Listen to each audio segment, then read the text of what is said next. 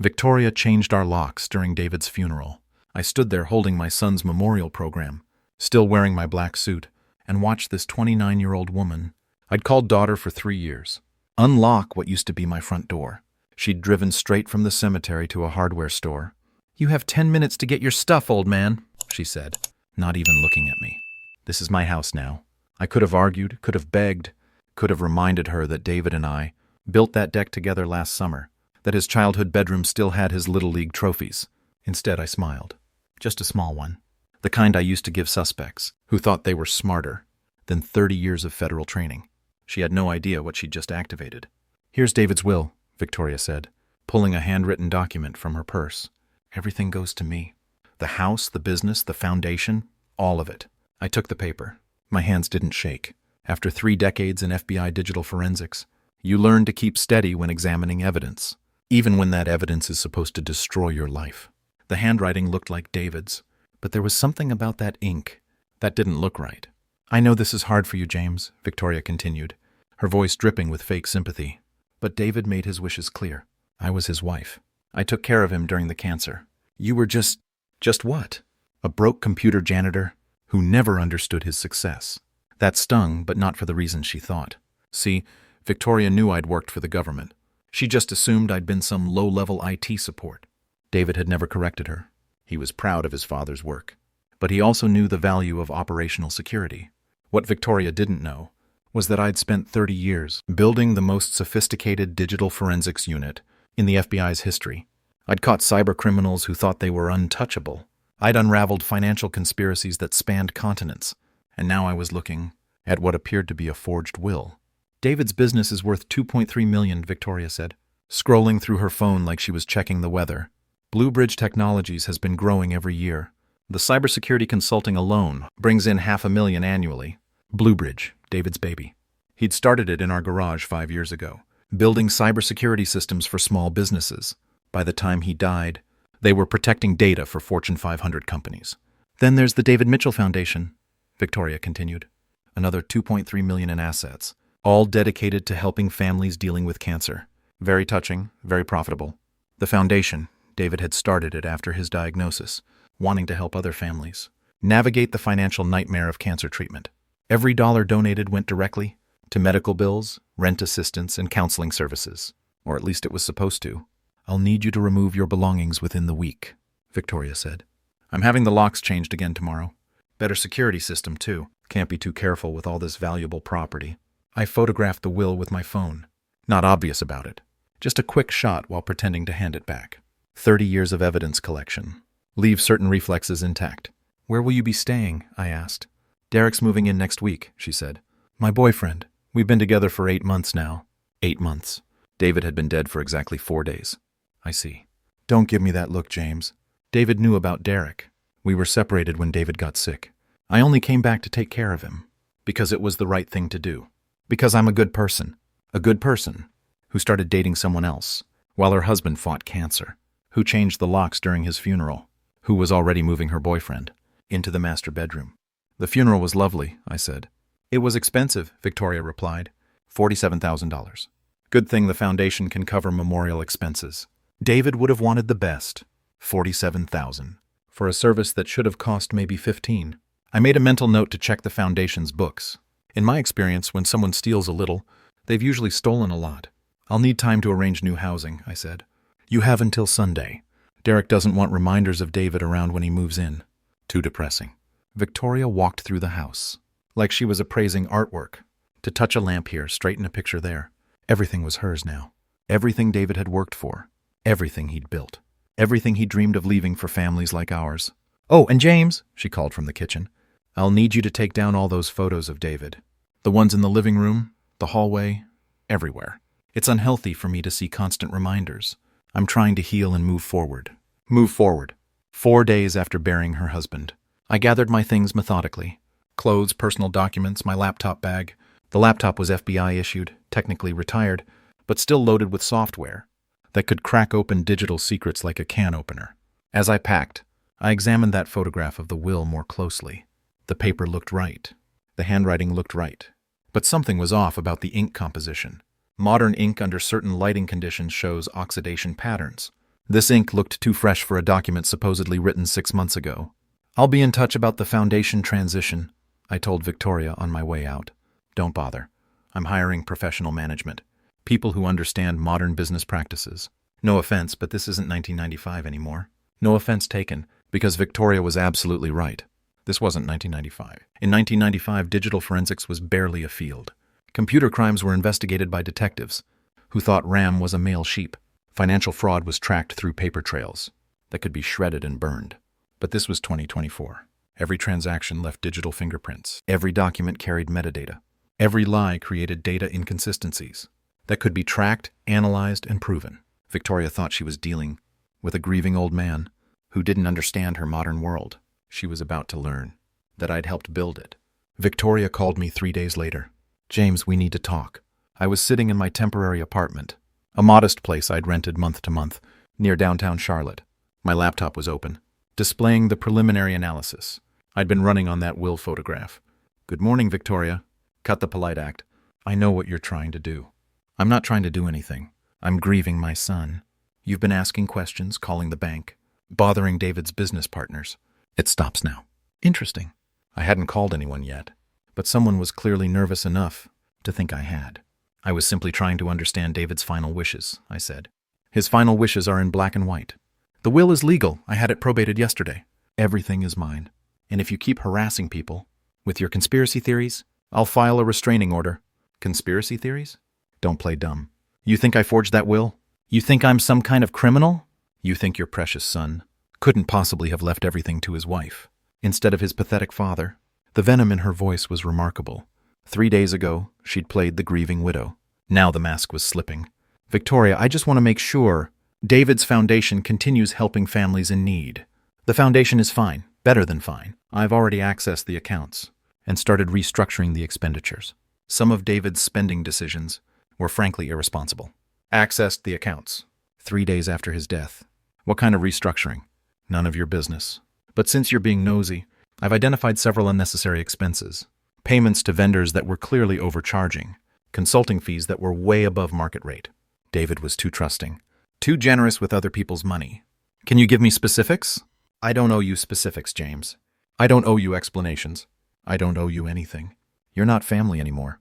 You're just some old man who can't accept that his son grew up and built a life that didn't revolve around Daddy. Some old man." There it was again. The dismissive tone that assumed age meant obsolescence. "I understand you're under stress," I said. "I'm under stress because you won't leave me alone. Do you know what people are saying? That you're harassing a grieving widow. That you're trying to contest a legal will because you're jealous of a successful young woman. That you're just another bitter old man who can't stand seeing his daughter-in-law succeed." People were saying that, were they? 3 days after the funeral, and Victoria was already managing public opinion. "I'm not trying to cause problems." "Good, because Derek's moving in tomorrow, and I don't want him to have to deal with your drama. He's successful. He's building something. He doesn't need to be dragged into family dysfunction." Derek, the boyfriend, who was moving into my son's house less than a week after the funeral. "What does Derek do for work?" "He's in tech, software development. He actually understands modern business, unlike some people. He's helping me optimize the foundation's operations." "Software development, helping optimize the foundation. How convenient." "Victoria, I want you to know that I'm not your enemy. I love David. I want his legacy to continue helping people. His legacy is helping people. Me. I dedicated 2 years of my life to caring for a dying man. I sacrificed my career, my social life, my future. I earned every dollar David left me." "Earned? Interesting choice of words." "I'm sure you did. Don't patronize me. I know exactly what you think. Poor little gold digger. Married the sick computer nerd for his money. Well, guess what? I love David. And even if I didn't, I still would have earned everything he left me. Just for changing his IV bags and cleaning up his vomit." The cruelty was breathtaking. David had fought cancer with more dignity than most people faced a common cold. He'd never complained, never felt sorry for himself, never stopped working to help other families, even as his own body failed him. "I'm sure David appreciated your care." "He did. That's why he left me everything. That's why he wrote that will. That's why he made sure his father wouldn't get a single dollar." She was lying. David would never have cut me out entirely. But more importantly, she was confirming details about the will that I hadn't asked about. "I should let you go," I said. "I'm sure you have a lot to handle." "I do, including a very expensive house to maintain and a foundation to run properly. For the first time in years, that money will actually go to people who deserve it. People who deserve it. The foundation had always helped families dealing with cancer, but Victoria's definition of deserving might be different from David's. Take care of yourself, Victoria. I will. And James, this is your last warning. Stay away from David's business. Stay away from the foundation. Stay away from me. You have no legal standing, no claim to anything, and no right to interfere with David's final wishes. She hung up. I sat back and reviewed what I'd learned. Victoria was defensive about the will. She'd accessed foundation accounts immediately. She was restructuring expenditures. She had a software developer boyfriend, helping her optimize operations. And she'd mentioned something interesting. She said David wrote the will. Not that he had it prepared. Not that he signed it. That he wrote it. Handwritten wills are legal in North Carolina, but they're also much easier to forge.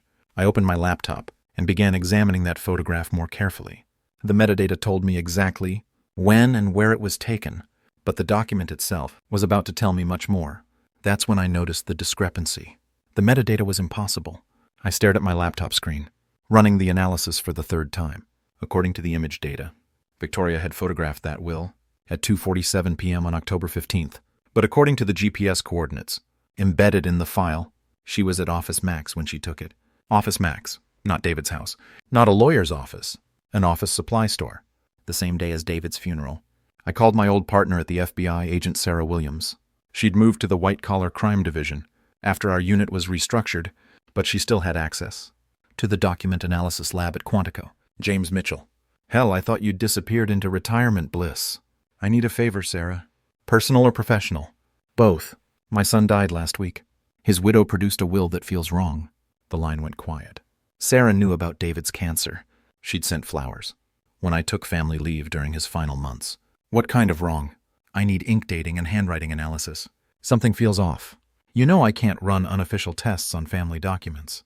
This involves a $2.3 million foundation for cancer families. If I'm right, someone's stealing from people who can't afford lawyers. Another pause. Sarah had kids of her own. Send me the image. Unofficial preliminary look only. If there's something there, we'll figure out the proper channels. I transmitted the will photograph through encrypted channels we'd used for decades. While I waited, I started digging into Blue Bridge Technologies' financial records. As David's father and emergency contact, I still had access to some business systems. What I found made my blood run cold. Over the past 18 months, there had been 24 irregular transfers from business accounts, each one for exactly $7,495, each one coded as consulting fees or contract payments, each one authorized by Victoria Bennett Mitchell, using her power of attorney. 7-4 for just under the $7,500 threshold that triggers automatic federal reporting for cash transactions. Someone knew exactly how to steal money without attracting attention. My phone buzzed. Sarah. James, you need to see this. The ink analysis shows modern polymer compounds, consistent with 2024 manufacturing. The document you photographed was written within the last 30 days. The will is dated 6 months ago. Then someone's lying. But there's more. The handwriting analysis shows pressure inconsistencies, typical of forgery. Someone was copying another person's writing style. They were good, but not perfect. Forgery. I'd suspected it. But hearing confirmation felt like getting punched in the stomach. How confident are you? 93%. Good enough for federal court, if you can prove chain of custody. Chain of custody. The foundation of every criminal prosecution I'd ever built. Sarah, I need you to run one more check. Financial transaction analysis for suspicious patterns. I'm transmitting account numbers now. Jesus, James, how deep does this go? I'm about to find out. After hanging up, I drove to downtown Charlotte and parked across from the Hilton, where Victoria was hosting a charity gala announcement. According to social media, she was unveiling plans for the David Mitchell Foundation's expansion. I watched through my car window as she posed for photographers in a $15,000 Hermes Birkin handbag and an $8,500 Cartier Santos watch. Both recent purchases, according to her Instagram posts. Expensive accessories for a grieving widow on a dead husband's budget. My phone rang again. Sarah. The pattern analysis is damning. 24 transactions over 18 months, all just under federal reporting thresholds. Total amount stolen, $180,000. This is textbook embezzlement. James, $180,000 stolen from families fighting cancer. There's more, Sarah continued. The authorization codes show the transfers were made from 3 different IP addresses, 2 from the hospital where your son was treated, and 1 from a residential address Can you trace the residential address? Already did. It's registered to Victoria Bennett. Apartment 4B at 847 Providence Road. 847 Providence Road. I knew that address. It was an upscale complex, where rent started at $4,000 a month. Sarah, I need to ask you something unofficial. Shoot. If someone was planning to liquidate a foundation entirely, how would they do it legally? Depends on the foundation structure. If it's a private foundation with a single board member, they could vote to dissolve and transfer assets to another qualified charity, or to themselves, if they structured the paperwork correctly. How long would that take? If they had all the documentation in order? Maybe 2 weeks? 2 weeks. Victoria had already been restructuring expenditures for 3 days. I made my decision right there in that parking lot, watching my son's widow celebrate her inheritance, while wearing stolen money. Enough time to show her what 30 years of federal training looked like. I spent the next week building a case file that would make federal prosecutors weep with joy. Every transaction Victoria had made left digital fingerprints. Every lie she'd told created data inconsistencies. Every theft she'd committed generated an electronic trail that pointed directly back to her manicured fingers. The woman who called me, a broke computer janitor, had no idea she was stealing from someone who'd helped design the very systems tracking her crimes. First, I traced the IP addresses. The hospital transactions were easy to explain. Victoria had legitimate access to foundation accounts while managing David's care. But the third address, 847 Providence Road, told a different story. Victoria had been accessing foundation funds from her personal apartment for 8 months, long before David's death, long before she had any legal authority to touch that money. I cross-referenced those access times with Victoria's social media posts. On March 15th, she'd transferred $7,495 at 11:23 p.m. while posting Instagram stories from a luxury spa weekend in Asheville. On June 8th, she'd moved another $7,495 while photographing dinner at a 200 per person restaurant. Each theft documented in real time by her own social media addiction, but the IP traces were just the beginning. I pulled security camera footage from First National Bank, where Victoria had been making cash deposits from her embezzlement. North Carolina requires banks to preserve security footage for 18 months, and my federal credentials still carried weight with security directors. The footage was devastating. 24 separate deposits, each for exactly $7,495 in cash. Victoria's face was clearly visible in every frame. She'd even signed deposit slips with her own name. The woman was either incredibly arrogant or incredibly stupid. Probably both. Next, I analyzed the foundation's expenditure patterns. David had been meticulous about documentation. Every dollar spent required receipts, vendor contracts, and beneficiary verification. The foundation had helped 847 families over 3 years, covering medical bills, rent assistance, and counseling services. But Victoria's optimized operations showed a different pattern. In the 3 weeks since David's death, she'd approved payments to several new vendors, companies with generic names, like Consulting Solutions LLC and Administrative Services Group. I traced these companies through North Carolina's business registration database. Every single one had been incorporated within the last 60 days. Every single one listed the same registered agent, Derek Morrison, Victoria's software developer boyfriend.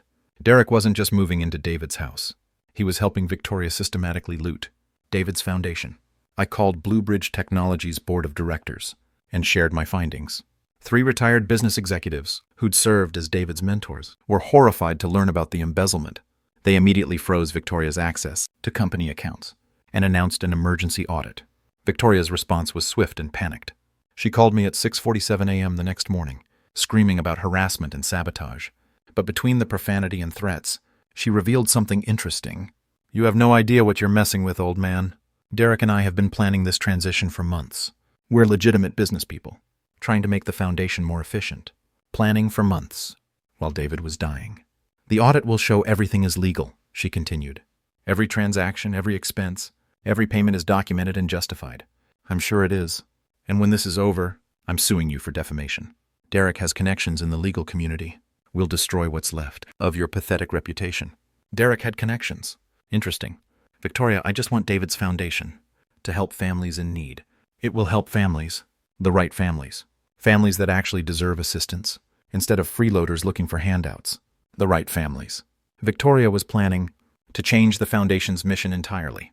After hanging up, I continued building my evidence file. Bank records, security footage, IP logs, social media posts, business registration documents, and metadata analysis. By the end of the week, I had 847 pages of documentation, proving systematic embezzlement and conspiracy to commit fraud. But I needed one more piece, something that would make the case absolutely bulletproof. I drove to David's house, Victoria's house now, and parked across the street. At 3:15 p.m., a white BMW pulled into the driveway. Derek Morrison stepped out, carrying a laptop bag and what appeared to be financial documents. I photographed him entering the house with a telephoto lens. At 4:22 p.m., Derek and Victoria emerged together, walking to Derek's car while discussing something intensely. Victoria was carrying the same documents Derek had brought. They drove to PNC Bank on South Boulevard.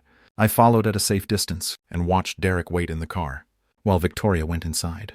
She emerged 23 minutes later empty-handed. That evening, I checked the foundation's account activity.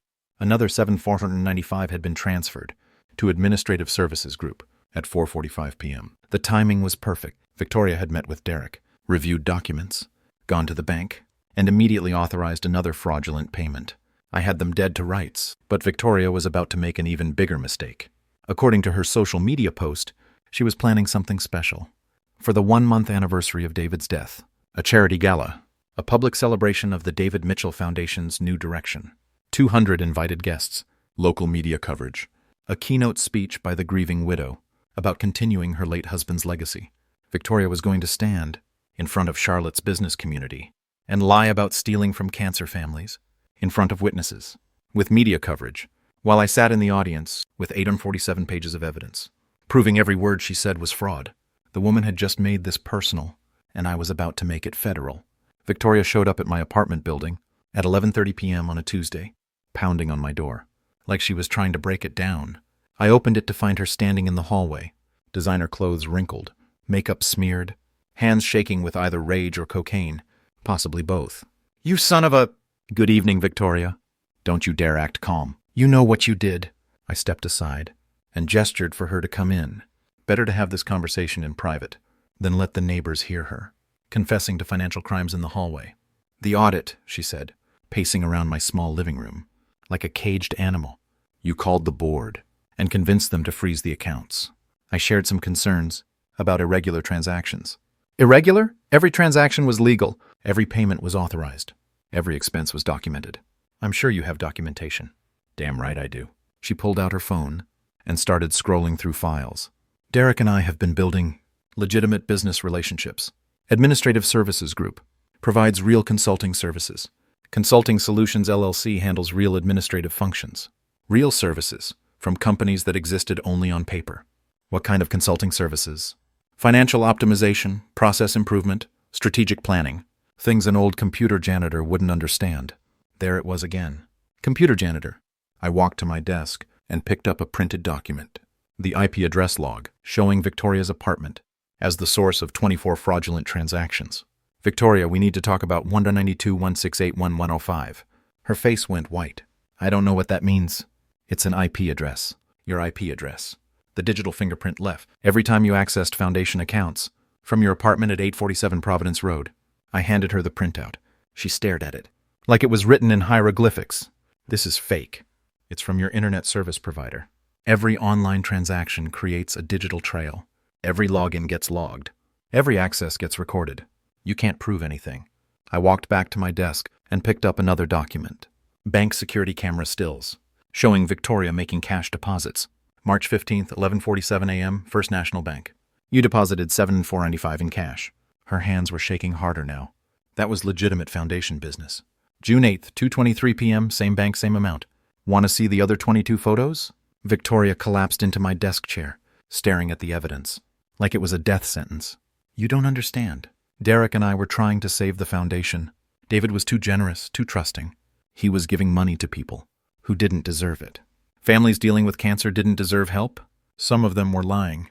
Some of them were exaggerating. Some of them could have afforded treatment if they'd made better life choices."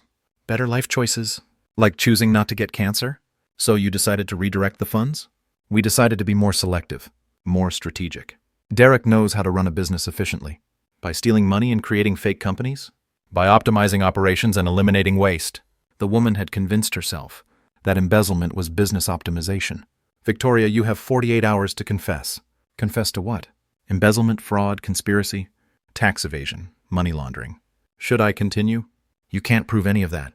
I picked up the complete evidence file.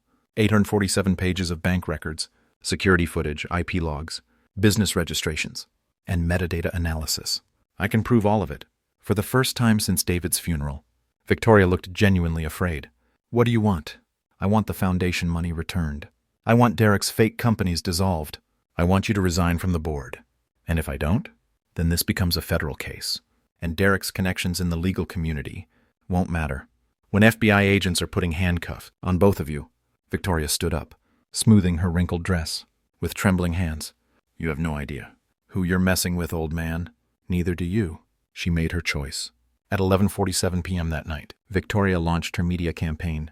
The next morning, by 8 o'clock a.m., she'd posted a tearful video on Facebook explaining how her jealous father-in-law was harassing her during her time of grief. By 10 a.m., she was giving an interview to WBTV about elder abuse and family dysfunction. By noon, she'd started a GoFundMe page for legal fees to protect a grieving widow from harassment. The performance was masterful. Designer tissues for the tears, professional lighting for the video, carefully chosen words that painted me as an unstable old man who couldn't accept his son's death. James Mitchell has been calling my bank, my business partners, my neighbors, she told the morning news anchor. He's convinced I'm some kind of criminal because he can't accept that David chose me over him. The narrative was simple and effective. Bitter father versus devoted wife. Old money versus new love. Traditional family versus modern relationship. The comment section was brutal. This poor woman lost her husband and now has to deal with this. Typical boomer who can't handle a strong young woman. Father-in-law sounds jealous and controlling. She should get a restraining order. Victoria had done her homework. She knew that public opinion would side with a young widow over an elderly man. She knew that ageism was socially acceptable in ways other prejudices weren't.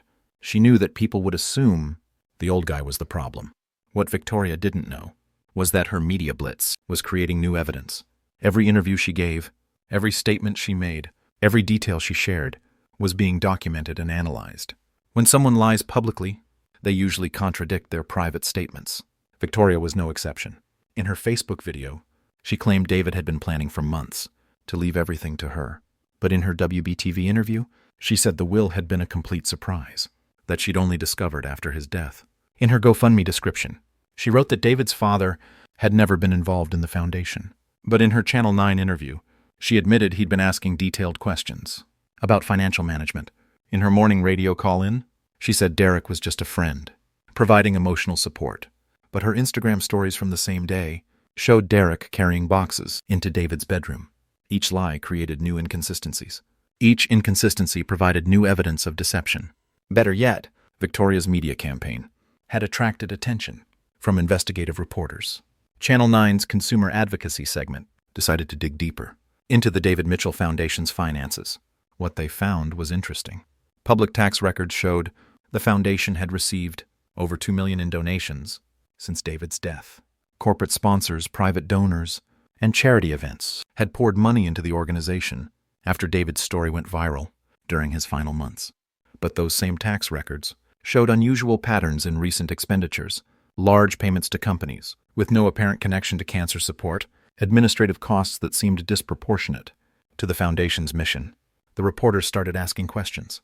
Who was Administrative Services Group? What services did Consulting Solutions LLC actually provide? Why had the foundation's spending patterns changed so dramatically after David's death? Victoria's response was predictable. She accused the media of harassment. She claimed the investigation was motivated by my manipulation of reporters. She demanded privacy during her time of grief. But the damage was done. Public records are public for a reason. Foundation expenditures are required to be transparent. Financial irregularities don't disappear just because someone claims harassment. On Thursday night, my phone rang. Detective Mike Davis, Charlotte Mecklenburg Police Department, Financial Crimes Unit. Mr. Mitchell, we need to talk. About what? About some interesting findings in a certain foundation's financial records. Seems like someone's been making unauthorized transfers, using forged authorization codes. I see. The thing is, these unauthorized transfers match a pattern we've been tracking across multiple nonprofit organizations. Same amounts, same timing, same methodology. We think someone's been running a systematic embezzlement operation. A systematic operation. Victoria and Derek weren't just stealing from David's foundation. They were stealing from multiple charities. What do you need from me? Everything you've got. Documents, analysis, evidence. We're building a federal case, and your background makes you an ideal witness. Federal case. The magic words that transform local fraud into serious prison time. Detective, I have 847 pages of documentation. Ready for review. Perfect. Can you come in tomorrow morning? And Mr. Mitchell? Yes? Bring copies. Something tells me this is going to trial. Victoria's media campaign had backfired spectacularly. Instead of discrediting me, she'd attracted law enforcement attention to her crimes. The gala was tomorrow night. Time for the final play. I spent Friday morning at the police station, transferring 847 pages of evidence to Detective Davis and a federal prosecutor who'd driven down from the FBI's Charlotte field office. The case was bigger than I'd imagined. Victoria and Derek had been running their operation across 6 different nonprofit organizations in the Carolinas. Children's cancer charities, veteran support groups, domestic violence shelters. They'd stolen over $400,000 from families who could least afford it. Their methodology was sophisticated. Derek would identify foundations with loose financial oversight and single-person management structures. Victoria would cultivate relationships with the founders, usually targeting older men, dealing with family tragedies. She'd offer emotional support, then gradually gain access to financial systems. Once inside, they'd create shell companies to receive fraudulent payments, always under federal reporting thresholds, always with legitimate-sounding names, always with Derek as the registered agent. They'd been perfecting the system for 2 years before David got sick. Your son's foundation was supposed to be their biggest score, the federal prosecutor explained. $2.3 million in assets, plus ongoing donations. That could have funded their operation for years. Could have, I said. Past tense. What happens now? We execute search warrants tonight after the gala. Multiple locations, multiple agencies. This is going to be a coordinated takedown. Why wait until after the gala? Detective Davis smiled. Because your daughter-in-law is planning to announce the foundation's expansion tonight. She's going to stand up in front of 200 witnesses and claim credit for growing David's legacy while stealing from it. And we'll have it all on video. The irony was perfect. Victoria's moment of triumph would become her moment of destruction. That afternoon, I reviewed David's personal files. One final time. Hidden in his desk drawer, I found something that broke my heart and completed the case simultaneously. A notebook. David's handwriting, documenting suspicious financial activity he'd noticed in his final months. March 15th, V accessed foundation account from home. Asked her about it. Says she was checking balances for tax preparation. April 22nd, another large cash deposit to her personal account. Says it's from freelance marketing work, but can't name the client. May 18th, Derek asking detailed questions about foundation management. Wants to know about board structure, audit requirements, dissolution procedures. June 8th, found invoices for companies I don't recognize. Administrative Services Group charged $7,495 for strategic planning consultation. No one told me about any strategic planning. July 15th, upset that I'm asking too many questions. About finances, says I don't trust her. Maybe I don't. David had known. In his final months, fighting cancer and preparing for death, my son had been trying to protect his foundation from the woman sleeping in his bed. The final entry was dated August 3rd, 4 days before David's death. Dad knows about financial investigations. Should I tell him about V? Don't want to burden him while I'm dying. Maybe I can handle this myself. Maybe after I'm gone, he'll figure it out. David had been protecting me while I was trying to protect him. I photographed every page of that notebook. Evidence of Victoria's betrayal, but also evidence of my son's character. Even while dying, he'd been thinking about other families, trying to preserve resources that could help them fight the same battle he was losing. The gala was scheduled to begin in 3 hours. Victoria would take the stage at 8 p.m. sharp. According to the evening's program, she'd announce the foundation's new direction, introduce Derek as her strategic partner, and reveal plans to expand their operations across the Southeast. 200 guests would applaud her vision. Local media would document her leadership.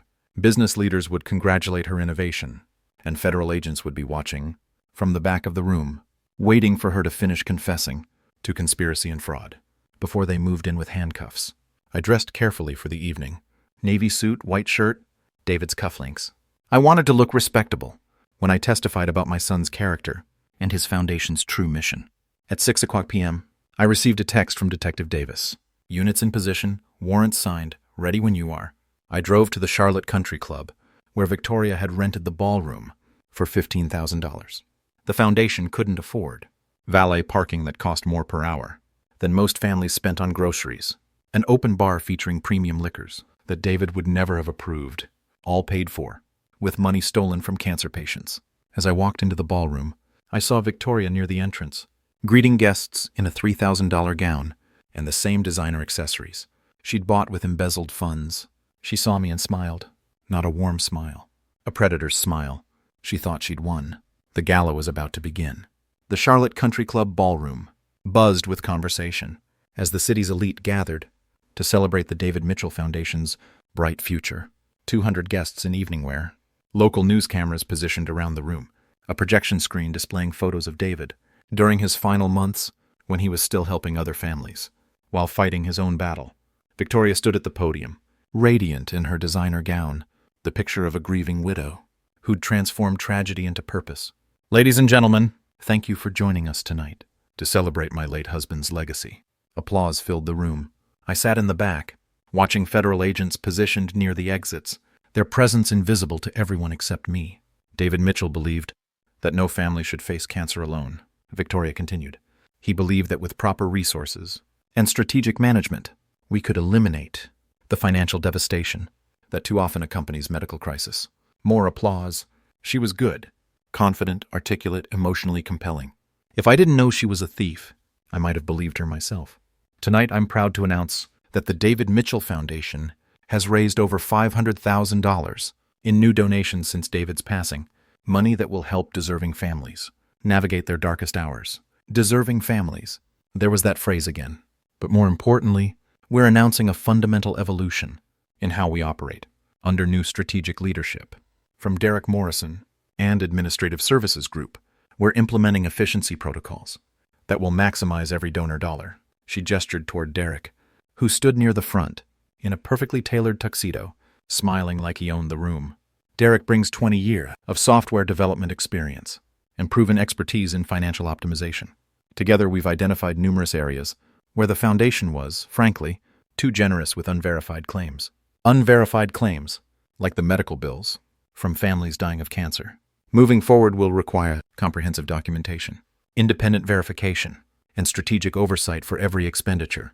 No more emotional decision-making. No more wasteful spending on families who haven't exhausted their own resources. The audience was eating it up. Business efficiency applied to charity, accountability and oversight. Buzzwords that sounded responsible and modern. What they were really hearing was Victoria explaining how she planned to deny help to families in crisis while stealing their donations. In the past 6 months alone, we've identified over $180,000 in questionable expenditures that would never have passed.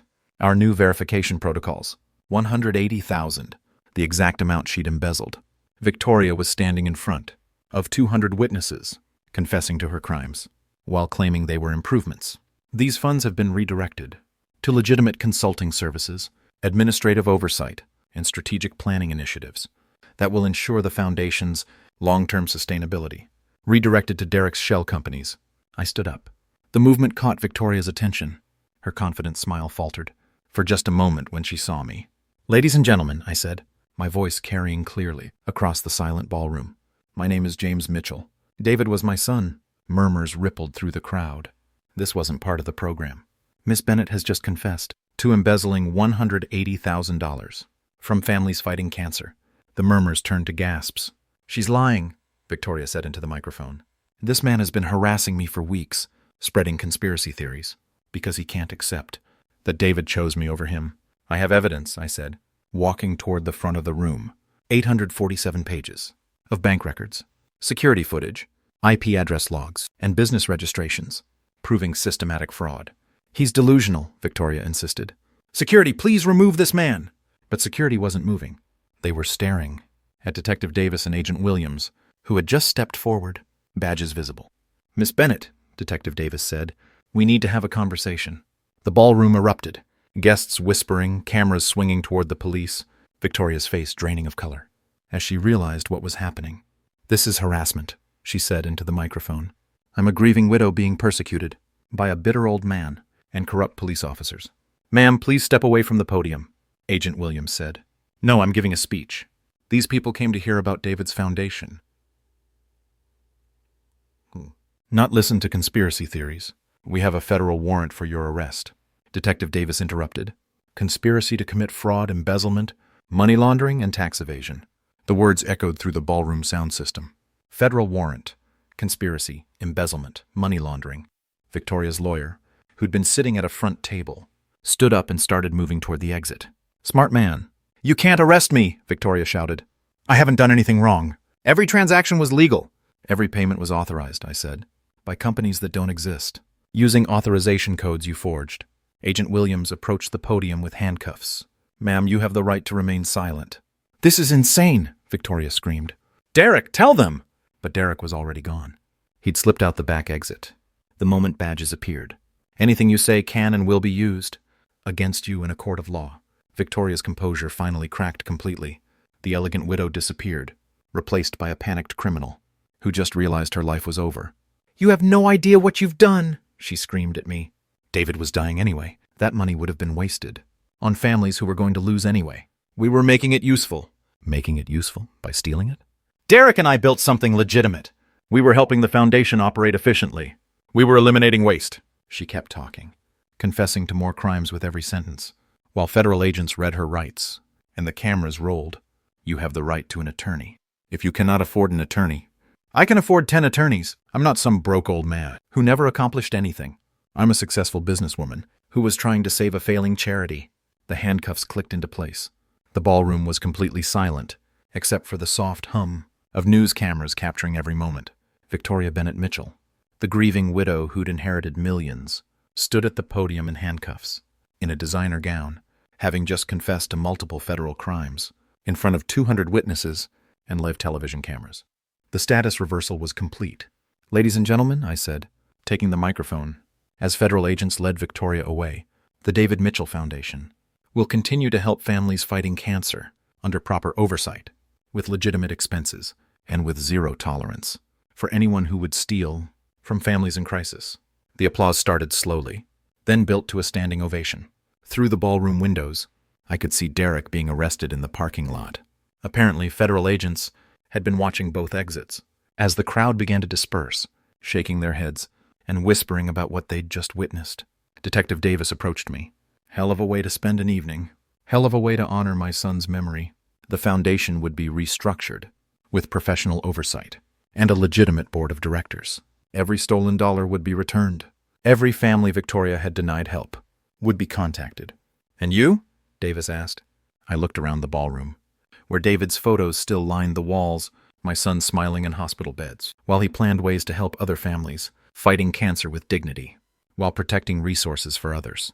I'll make sure his real legacy continues. Outside, news vans were arriving. Victoria's media campaign had worked perfectly, just not the way she'd planned. 6 months later, I was sitting in the same federal courthouse, where Victoria Bennett Mitchell accepted her plea agreement. 18 months in federal prison. Full restitution of $412,000. Stolen from 6 different charities. Permanent ban from serving on any nonprofit board. Derek Morrison got 2 years for conspiracy and money laundering. His software skills turned out to be less useful when federal agents were analyzing his digital crimes. The David Mitchell Foundation was restructured. Professional board.